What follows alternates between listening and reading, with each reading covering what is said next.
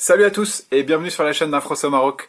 Aujourd'hui, petit cours de Darija, on continue les cours d'introduction et je voulais voir avec vous 3 lettres particulières. Alors, c'est pas de la théorie, hein, c'est des trucs qu'on rencontre très souvent en pratique, très souvent en pratique. La théorie c'est bien, mais nous ce qu'on veut c'est surtout de la pratique. Le but c'est de pratiquer, faire des erreurs, pratiquer et parler.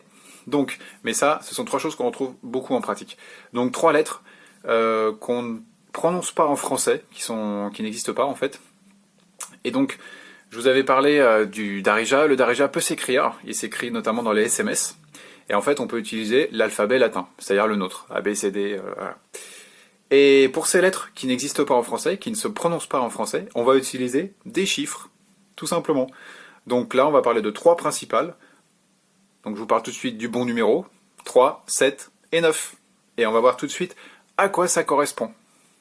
Donc, le numéro 3. Le numéro 3, ça correspond à la lettre qui s'appelle Ain, qui se prononce Ain. C'est une des lettres les plus difficiles à prononcer pour un français. Ain, Ain.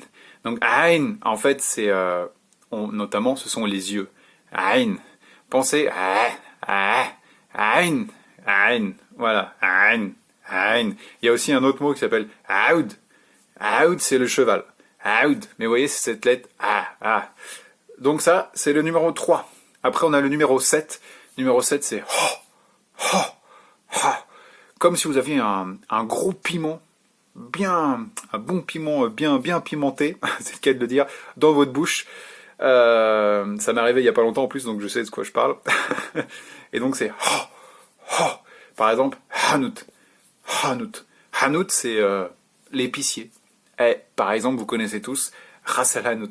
Ras el Hanout, c'est Ras, c'est la tête. Hel, de.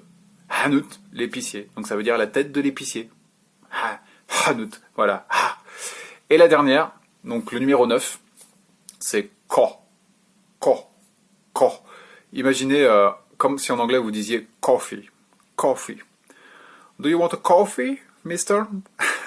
Voilà, donc c'est ko, d'accord? Al-Koran, Koran, c'est le Coran, ko.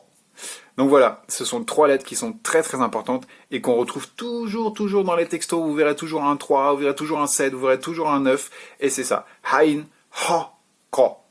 Voilà, j'espère que ça vous a aidé ce petit cours et n'hésitez pas à laisser des commentaires en dessous sur des choses que vous souhaiteriez aborder et voilà, laissez-moi mettez un petit pouce positif et je vous en remercie en tout cas par avance et je vous dis à très bientôt. Ciao.